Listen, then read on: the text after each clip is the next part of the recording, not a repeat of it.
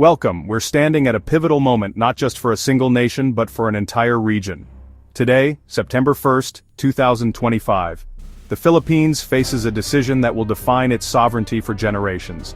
It's a choice that goes far beyond military hardware, national pride, economic strategy, the very security of its people. The question is simple, yet the answer is profoundly complex. Which multirole fighter jet will become the new guardian of the Philippine skies?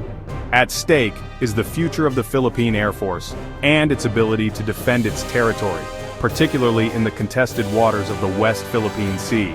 This isn't just a procurement deal, it's a statement to the world. The choice has been narrowed down to two formidable aircraft. In one corner, the American-made Lockheed Martin F-16 fighting Falcon. In the other corner, Sweden's Saab JS-39 Gripen. The gathering storm in the West Philippine Sea. To grasp the urgency of this decision, we must turn our eyes to the waters west of the archipelago.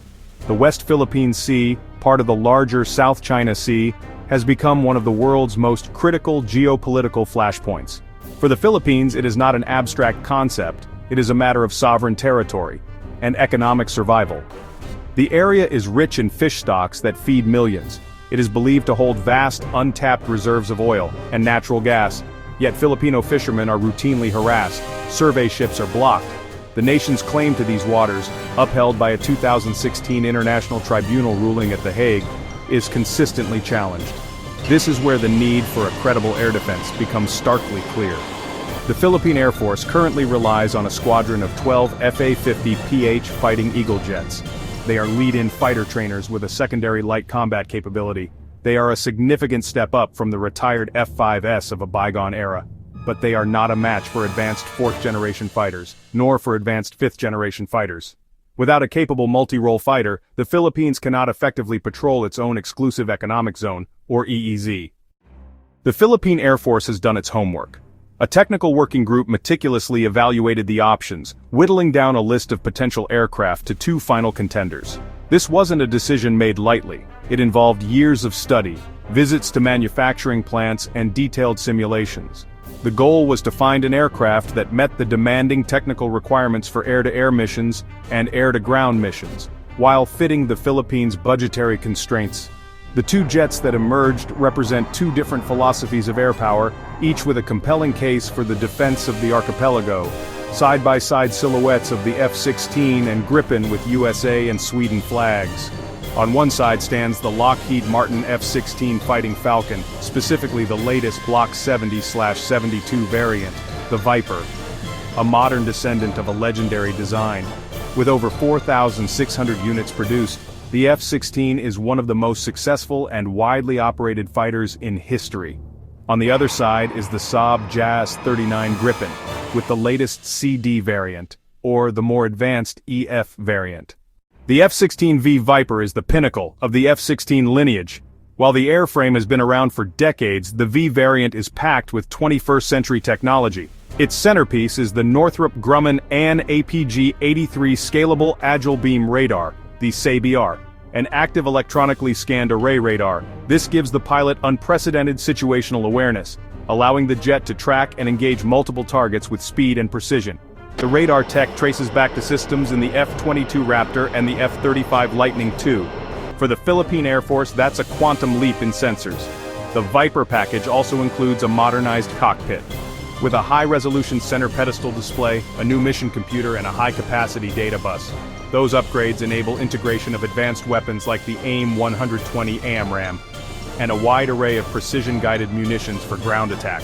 The F-16's strength is maturity and interoperability. 25 nations fly it, so the Philippines would join a huge user base, gaining shared training, knowledge, and a global logistics network. But there are drawbacks. It's more demanding on maintenance and operational costs than its Swedish rival. It needs pristine runways and significant ground support infrastructure. The engine, from General Electric or Pratt & Whitney, gives immense thrust but guzzles fuel. The Saab JS-39 Gripen presents a starkly different but equally compelling proposition. Designed with Sweden in mind, defending a large territory with a limited budget against a superior foe, it's a masterpiece of efficiency. Its key selling point is remarkably low operational cost. Saab says it's the lowest cost per flight hour among modern Western fighters. Figures often place Gripen C and D at $5,000 to $8,000 per hour, which is a fraction of the F-16S. That's a powerful argument for the budget-conscious Philippine Department of National Defense. The Gripen's design emphasizes affordability and operational flexibility. It can take off and land on short, 800-meter runways. It can even operate from sections of public highways. That dispersed operations capability is highly relevant for the Philippines, over 7,000 islands. Operating away from large, vulnerable airbases is a massive tactical advantage. It can be refueled, rearmed, and serviced by a small team of conscript-level technicians in minutes, ensuring a high sortie generation rate. The Gripen C and D offered are advanced 4.5 generation fighters. They feature a modern glass cockpit, a powerful PS-05A pulse Doppler radar, and the ability to carry a wide range of munitions, including the Meteor long-range missile. The Gripen's sophisticated data link lets a group of jets share sensor data seamlessly. The newer Gripen E adds an AESA radar and revolutionary electronic warfare suite. When it comes to multi-billion-dollar defense contracts, the sticker price is only the beginning. The total cost of ownership matters: fuel, spare parts, personnel training, technicians working on aircraft avionics, workshop upgrading jet systems, mid-life upgrades. This is where the F-16 versus Gripen becomes upfront investment versus long-term sustainability. Lockheed Martin and Saab presented packages, and their differences are telling. Philippine budget for the MRF, 61 billion Philippine pesos, roughly $1.1 billion. U.S. offer, 12 F-16 Block 70-70 seconds Vipers, estimated $2.43 billion. That includes jets, a substantial weapons package, training, and initial support. The price was above the Philippines' budget. Former Defense Secretary Delfin Lorenzana called it too expensive. A 2021 U.S. GAO report estimated operating costs at over $26,000 per flight hour, a major budget consideration. Saab's Gripen CD was reportedly priced to fit the 61 billion peso budget, immediately more attractive from an acquisition standpoint. In the world of modern defense procurement, a country is not just buying a piece of hardware, it is buying a long-term strategic and industrial partnership. This is where the concept of offsets comes into play. Offsets are industrial compensation packages that the seller agrees to provide to the buyer's country, designed to offset the cost of the purchase by stimulating the local economy. They can include direct investments, technology transfers, licensed production, creating local jobs. For a developing nation like the Philippines, the quality of the offset package is often as important as the capability of the jet itself. The Swedish offer from Saab is famously built around a very aggressive and attractive offset program. Saab has a track record of offering 100% industrial return on its contracts. We can look to Brazil as a key example. When Brazil purchased 36 Gripen EF fighters, the deal included a massive technology transfer program. Saab has indicated a similar willingness to invest in the Philippines, promising to transfer knowledge and help build a domestic aerospace and defense industry, a prospect that aligns perfectly with the country's economic development goals. The American approach, typically conducted through the Foreign Military Sales Program, is different. The FMS process is a government-to-government transaction that prioritizes transparency, security, and interoperability over direct industrial offsets. The benefit is not in direct investment but in integration into the massive U.S. defense industrial ecosystem, proven upgrade paths, and vast supply chains. This presents a clear choice in priorities for Manila. Does it prioritize building its own indigenous defense industry from the ground up, or strengthening its strategic alliance with the United States?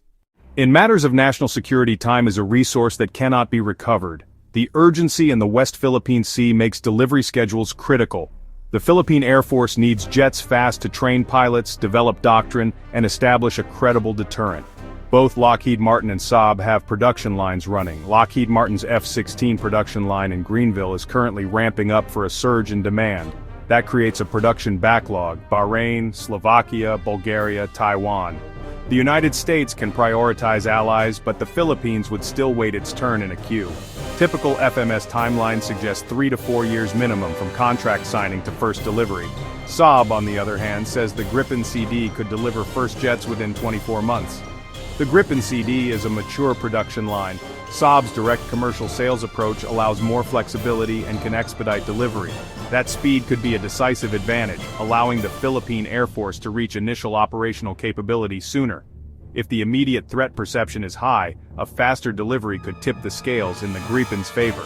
This timeline isn't just about the first jet's arrival, it's about the full squadron of 12 aircraft. A staggered delivery over many years can delay achievement of full operational capability. The ideal scenario is a compressed delivery schedule that lets the Air Force stand up its new squadron quickly. The Philippine Department of National Defense must weigh the F-16's longer wait against the Gripen's faster promise. We have journeyed through the intricate details of a decision that will echo for decades. The choices between the F-16 Viper and the JS-39 Gripen. It is not merely a technical one. It is a profound strategic and economic deliberation. The F-16 offers the immense power of a proven platform, backed by the world's strongest military alliance. The Gripen offers a vision of modern, efficient, and independent air power. It promises a technologically advanced fighter at a fraction of the operational cost. Its rapid delivery timeline addresses immediate security concerns in the West Philippine Sea. Critically, the Swedish offer comes with the promise of genuine technology transfer and industrial development. A chance for the Philippines to not just buy a fighter, but to build a future for its own aerospace industry.